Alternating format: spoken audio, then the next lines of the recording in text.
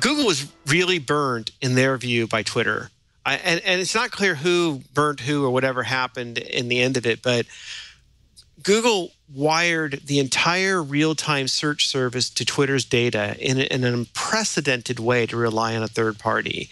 And I can remember going, and I still have a T-shirt from it or whatever, going out to the event that they did where they launched Google Real-Time Search, and it was at the San Jose Computer Museum, and it was like a big, huge thing. And then to literally have that fire hose plug pulled, they had to close a product. Google had to shut down an entire product that they had built around Twitter's information, and there's a lot of bad blood with that. Yeah. There's a lot of, we're never going to do it again. So the fact that they actually decided to partner again with Twitter, it's like, wow. Yeah. Okay. So maybe that'll be the start of something bigger. Maybe the whole CEO stuff will, change it around and make it something more receptive to it. I don't know. I wonder if this redesign of Google Trends ties in, because this is all about real-time trends, which is, of course, in a way what Twitter's all about, isn't it? Yeah, it certainly can be mined for that. Yeah, in fact, they're putting data sets on GitHub, which I think is very geeky and very cool if you're a data scientist. The difficulty with trends is like, who goes there? Like, if you're a journalist, you go there because you want to think, okay, this is what's hot and going with it. But I don't think typical people go to Google Trends to see what's hot and happening in the way that they might hit the Twitter Discover tab or the way that it's integrated with Facebook, right? And when you search on Google, it's not like they say, here's the trending stuff that happens in the way that, say, Yahoo and sometimes Bing does. So I think Google is looking at, wow, there's great interest in trends. People are wanting to see what's happening. They potentially this is we've got rich data around it, but no one knows. Yeah. Right. And nobody sort of seeks it out. So, and they can tweet it or whatever, and they could share it, I guess, on Google Plus. But maybe it was, something else that they could do. This is something, because Google's full of data scientists.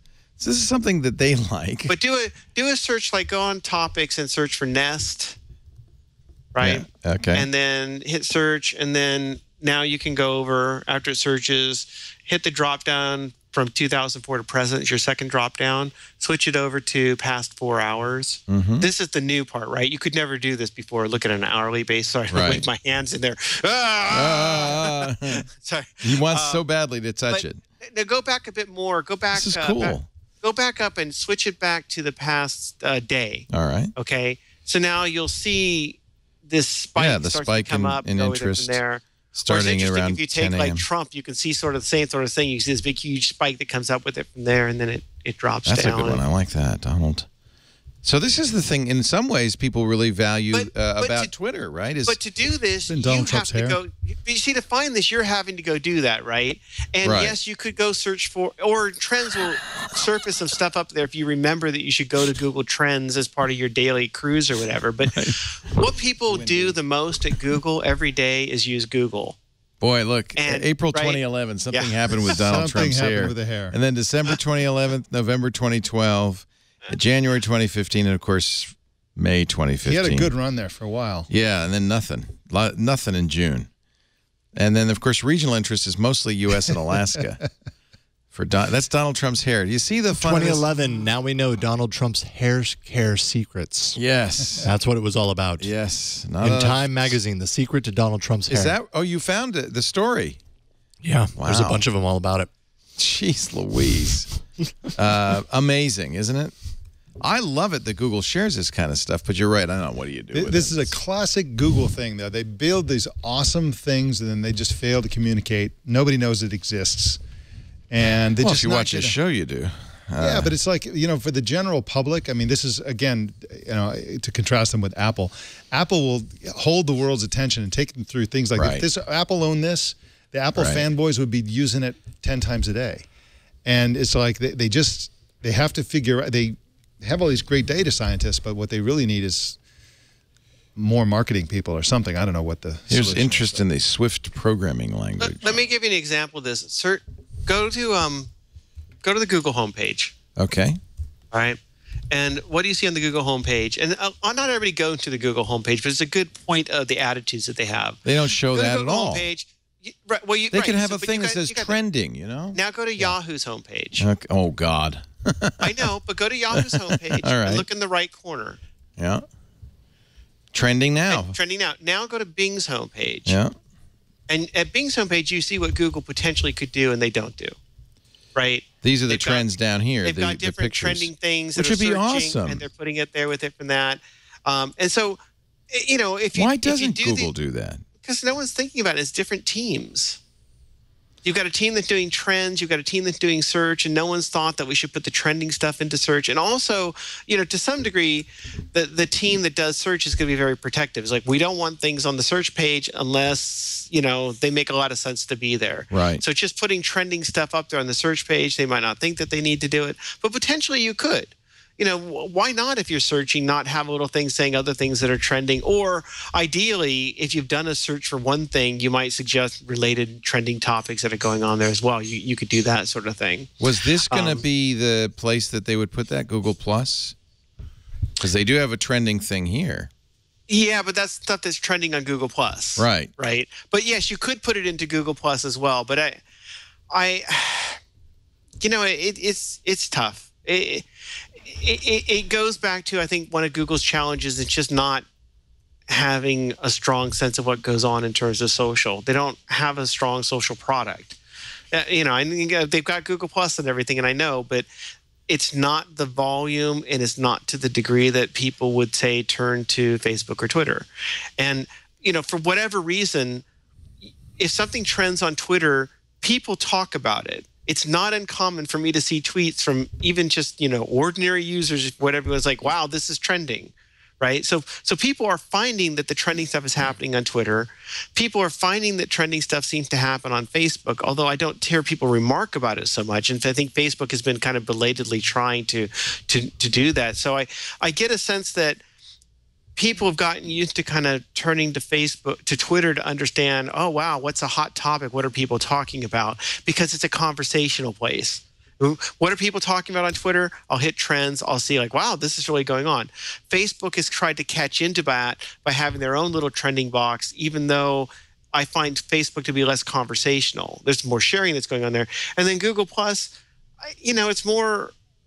seems group oriented sometime, and it's not, you know, maybe it's just not a fit there for this. What are people talking about or whatever? Twitter, but then if you go to Google search, it's not what people are talking about, but what people are interested in.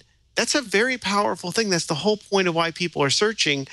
But they just, you know, the best home for it probably is in Google search. They just, for whatever reason, have not thought about implementing it there. Yeah.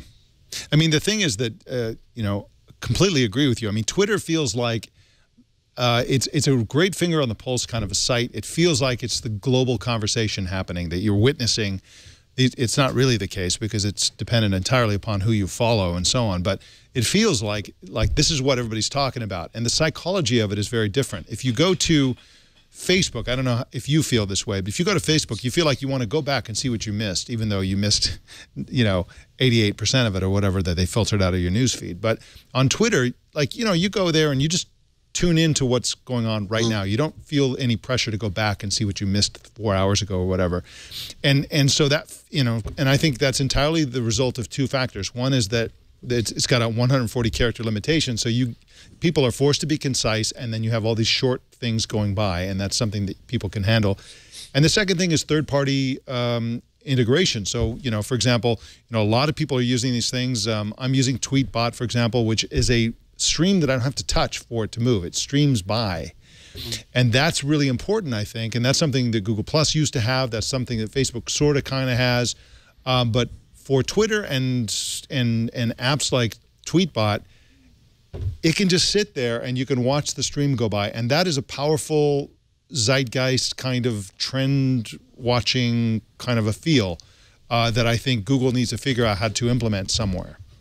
Well, and one thing that used to be fascinating that Google did, and I'm so old now, but I can't remember if they ever put it out on other people used to do this. You'll remember you used to go to things like the web crawler, Spy or whatever, and you could watch what people were searching for. Oh, I remember that. That was fun. Right. And it was fascinating, and people used to do it and look at it all the time.